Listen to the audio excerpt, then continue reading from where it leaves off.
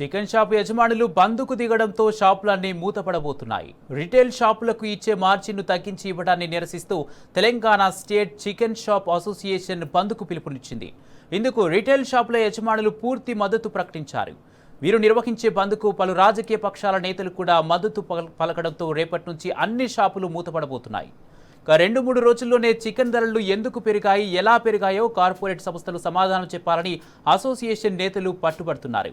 నిర్వహణే భారంగా మారుతున్న సమయంలో మార్జిన్ పెంచే ప్రయత్నం చేయాలని డిమాండ్ చేస్తారు. సమస్య పరిష్కారం కాని పక్షంలో ఆందోళనకు ఉధృతం చేస్తామని Telangana state chicken shop association హెచ్చరించింది. ఈ ధర్నా ఎందుకంటే తెలియజేయడం మా చికెన్ షాప్ వాళ్ళకు, రిటైల్ షాప్ వాళ్ళకు కంపెనీ వాళ్ళు పర్సెంటేజ్ తక్కువ ఇస్తున్నారు.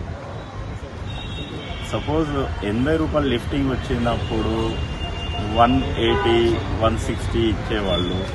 ఇప్పుడు లిఫ్టింగ్ 180 వస్తే మాకు అదే 20 రూపాయల మీద మార్జిన్ చేసి పర్సంటేజ్ ఇస్తున్నారు. కాబట్టి మాకు వర్కౌట్ అవుతలేదు. మా లేబర్స్ మేము జీతాలు ఇవ్వలేకపోతున్నాము, కిరాయిలు కట్టలేకపోతున్నాము. కాబట్టి మాకు కూడా మా చిన్న చికెన్ షాపుల మీద కూడా, రిటైల్ షాపుల మీద కూడా దయచేసి కంపెనీ వాళ్ళు పర్సెంటేజ్ 1.85 చేసి ఇస్తే మా ఖర్చులు అన్నీ దీంట్లో మేము అడ్జస్ట్ చేయగలుగుతాము.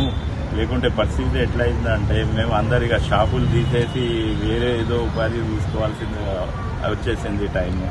మాకు చాలా మొత్తం చాలా లాసే నడిచింది. మా డిస్కౌంట్ మొత్తం తీసేసారు. ఏంటంటే ఇప్పుడు డ్యామేజ్ కోడ్లు కూడా వస్తున్నాయి. చాలా నష్టపోతున్నాము. రెంట్లు కట్టలేము. ఏంటంటే శాలరీలు కూడా ఇస్తలేము.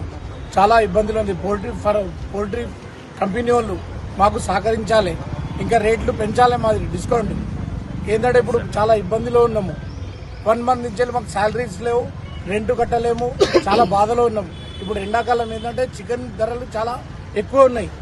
చాలా తక్కువ ఉండాలి. ఏంటంటే 220, 230 రేంజ్లో ఉండాలి.